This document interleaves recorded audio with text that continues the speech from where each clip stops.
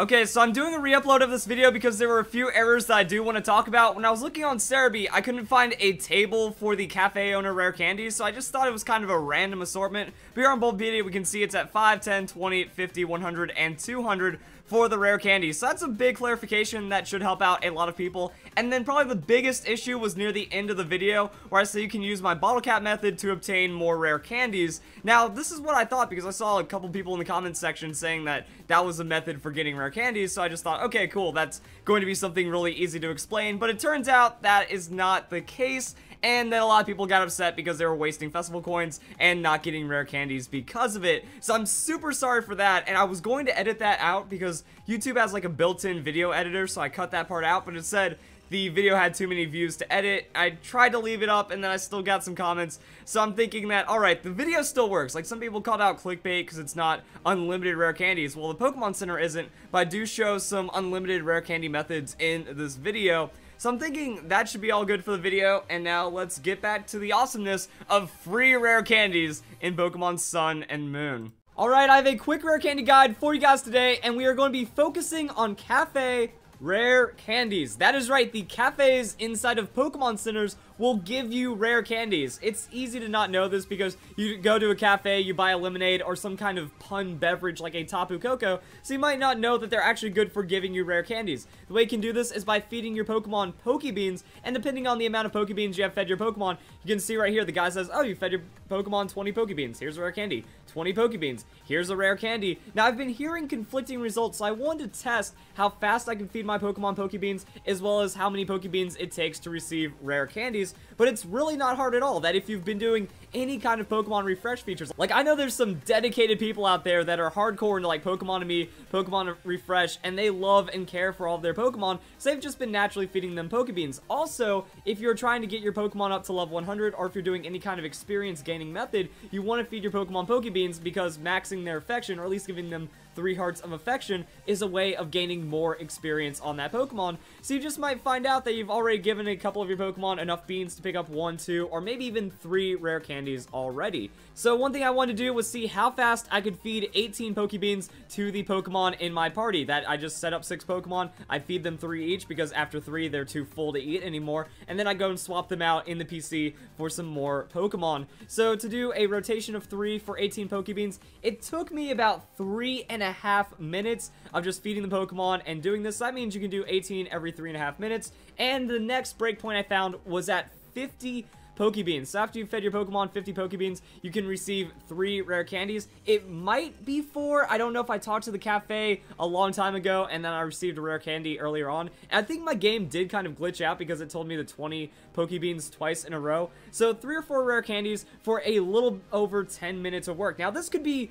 very worth it because rare candies are fairly rare in game.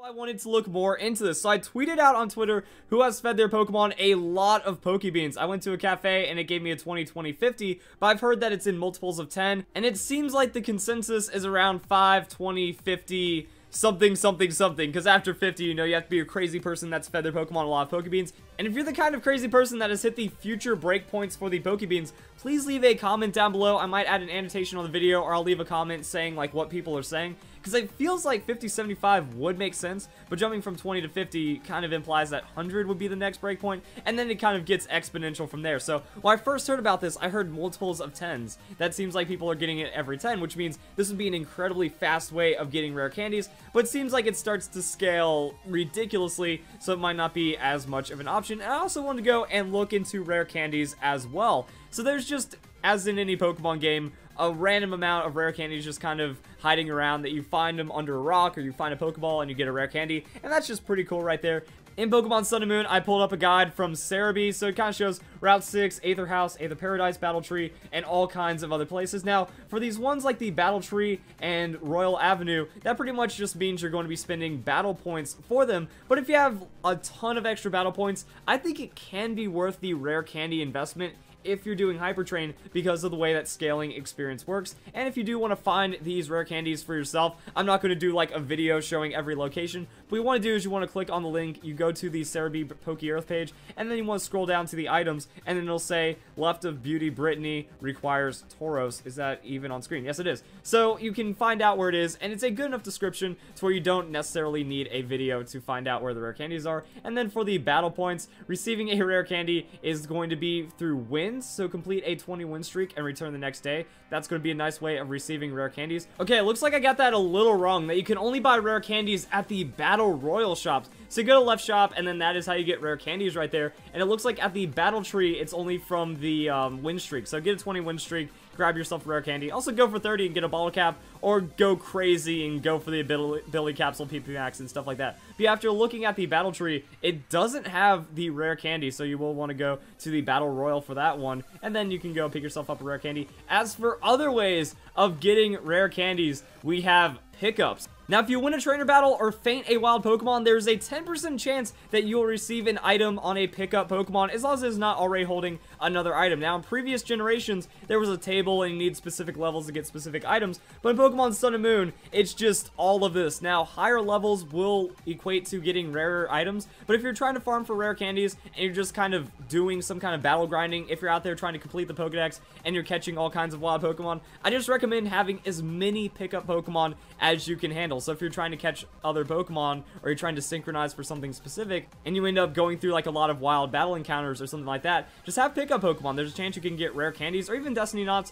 which works for breeding and other things. You can make money off of big nuggets, but overall, like, the rare candies can add up in Pokemon Sun and Moon. And now the big question is, why even go for rare candies? For the most part, I can level up a Pokemon almost instantly, especially at like those earlier levels. You know, you faint one Pokemon that's a higher level, and then you jump up 20 levels out of nowhere. So what's the point of putting all the effort for the rare candies, since there's a very limited quantity in game, and then all the other methods take a little bit of time and a lot of work just for one level on your Pokemon? Well, the answer is this right here, because the experience chart in Pokemon Sun and Moon is absolutely brutal. As you can see, the experience starts getting pretty exponential. That, for the most part, to get on the battle spot or to do any competitive Pokemon battling, it's going to be flat battles, which is level 50. So all the way down here, that's level 50. So less than like 1/5 of the experience required for getting to level 100 is just going to be needed for getting to level 50, and you can do that in one Elite Four run. That if you have a Lucky Egg Pokemon in your party with the, like the Pokebeans and doing all kinds of other stuff,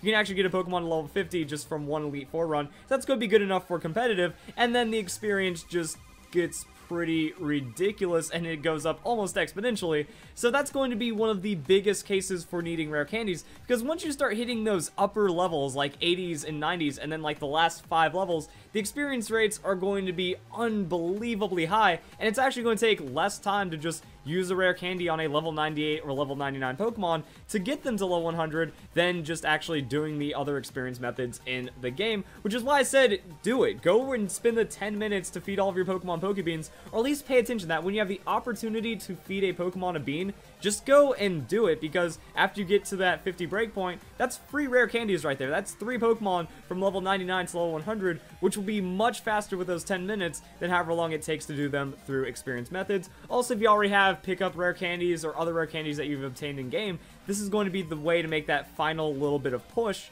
compared to any other thing that you could do in Pokemon Sun and Moon. So that's why I feel that it's going to be very necessary, and the reason why you want level 100 Pokemon is going to be because of hyper training. Now, later today, I will be putting out a hyper training guide, but pretty much you need a level 100 Pokemon if you want to max out the IVs of a Pokemon using bottle caps. So it's going to be faster that if you've just kind of, through normal gameplay, acquired those rare candies, push a Pokemon to level 100, and that's going to be the way of optimizing this. And I guess we might as well talk about the kind of rare candies that you can kind of buy at the Festival Plaza. So as we see right here, we have these breakfasts and lunch and dinners and buffets and all kinds of crazy stuff going on that cost a varying level of festival coins. Well, depending on the level of a Pokemon, you can give it levels. So a fancy dinner for a Pokemon at level 79 or lower, it raises the Pokemon's level by 7 for 100 festival coins. That is going to be a lot right there. But at the same time, we have the rare buffet hearty meal at level 89 or lower, and then raises level by 9.